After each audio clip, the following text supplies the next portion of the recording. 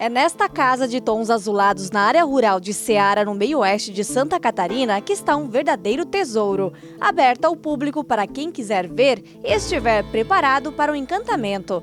Dentro de gavetas fechadas com vidro estão mais de 80 mil insetos. Eles eram a paixão de Fritz Plaumann, imigrante alemão, filho de comerciantes que aqui virou agricultor e um autodidata nos estudos da natureza.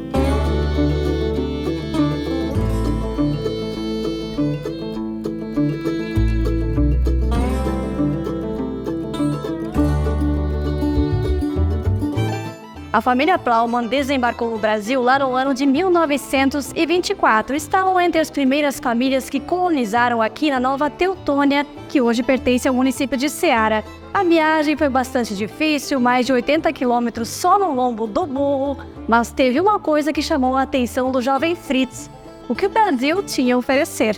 Na Alemanha ainda ele já tinha uma coleção entomológica pequena que ele fazia ainda quando ele estudava, né? Então, quando ele veio para o Brasil, ele já veio com essa bagagem, né? E quando ele chegou aqui, em 1925, ele já começou as medições do clima, da temperatura, chuva, umidade. Ele começou com essas medições que levou 70 anos. Ele fez todas as medições do clima por 70 anos e depois ele começou já a coletar os insetos aqui na região. E foi assim, coletando de um em um, que o acervo chegou aos números impressionantes que se tem hoje. Os insetos são de 17 mil espécies diferentes e dá para dizer que as borboletas são o xodó do público. Dentro de uma aquarela da natureza, que só assim consegue chegar a tanta perfeição, elas parecem vívidas, apesar das décadas desde a dissecação. Ele não tinha muitos materiais, né? Então, quando ele decidiu começar a coleção entomológica, ele começou a mandar cartas para universidades da Alemanha, de todo mundo. E ele começou com contatos com professores especialistas dessas universidades, e daí ele começou a comprar materiais, ele fazia trocas, começou a receber os materiais, e daí ele começou a fazer as coletas. Ele recebendo esses materiais, ele enviava muitos também para auxílio na identificação, e com o tempo ele mesmo passou a fazer identificação, né? Ele já foi aprendendo, já foi se aprimorando, né, para conseguir fazer tudo aqui no Brasil. Aqui tem a borboleta 88, que é bem conhecida pelo pessoal.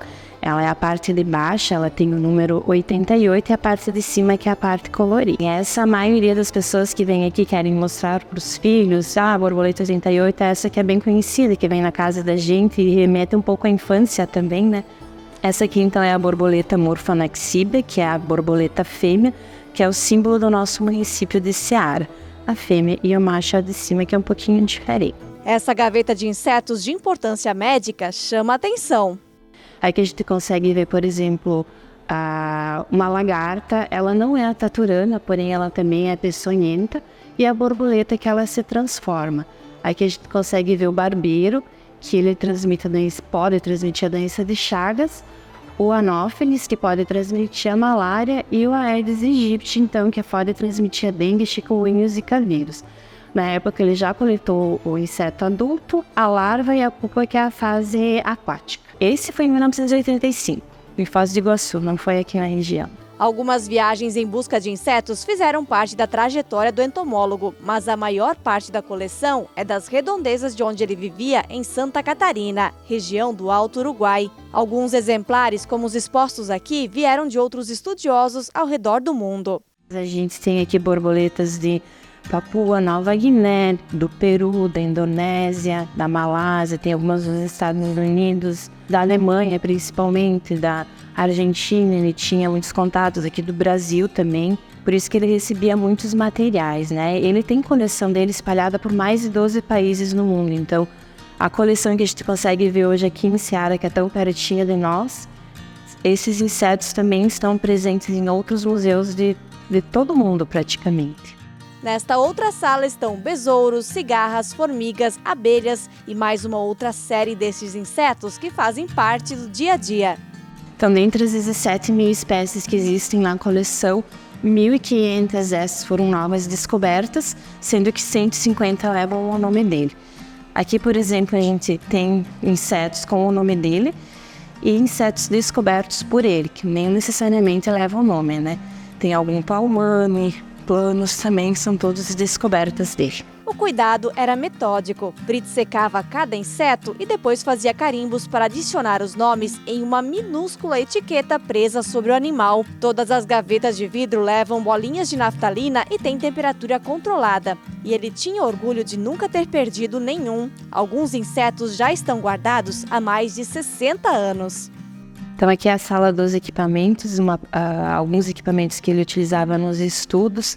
Tem o microscópio que ele utilizava, o microscópio também veio da Alemanha. A estufa que eu comentei que ele usava para aquecer o ambiente. Aqui as máquinas fotográficas, que ele foi fotógrafo oficial da região, né? Então ele utilizava essas máquinas fotográficas. E aqui é uma outra máquina fotográfica que ele montou ela e usava para fim de estudos, né? Aqui tem alguns desenhos também, porque além de ser pesquisador, ele também desenhava, então ele olhava no microscópio e desenhava aqui. São exemplares, por exemplo, bem pequenininhos. Esse aqui tem 1,5 milímetro e este tem 2 milímetros. São bem pequenos, ele olhava no microscópio e desenhava. Apesar de ter casado, Fritz nunca teve filhos e era descrito pelas pessoas de convivência como uma pessoa muito reservada, até julgado esquisito por não ser muito fã de novas amizades. Chegou a ser perseguido também por órgãos ambientais com a acusação de estar dizimando a fauna, mas teve seu reconhecimento antes do fim da vida. Ele recebeu muitas medalhas e condecorações, principalmente mais ali na década de 80, 90, mas ainda em vida. Essa é a mais alta condecoração da Alemanha que ele recebeu, a medalha de Gran Cruz Vermelho de Honra ao Mérito. Ele recebeu também medalhas de mérito universitário, pois ele não era doutor, né? Ele foi autodidata, mas ele recebeu o título de doutor, né, pelo mérito universitário. Fritz Plaumann vendeu toda a sua coleção para a Prefeitura de Ceará, que é quem administra o museu desde a década de 80. Trabalhou aqui por 4 anos e faleceu em 1994. O corpo está enterrado no jardim da propriedade, em meio à natureza que tanto amava. Eu vejo a dedicação dele, a persistência dele por ele ter feito esse trabalho incrível, mesmo com poucos equipamentos, as dificuldades da época, né? E ele se dedicou a essa coleção durante 70 anos. Então, isso é uma motivação, né? Para a gente conseguir levar esse trabalho e manter a coleção intacta do jeito que ele deixou.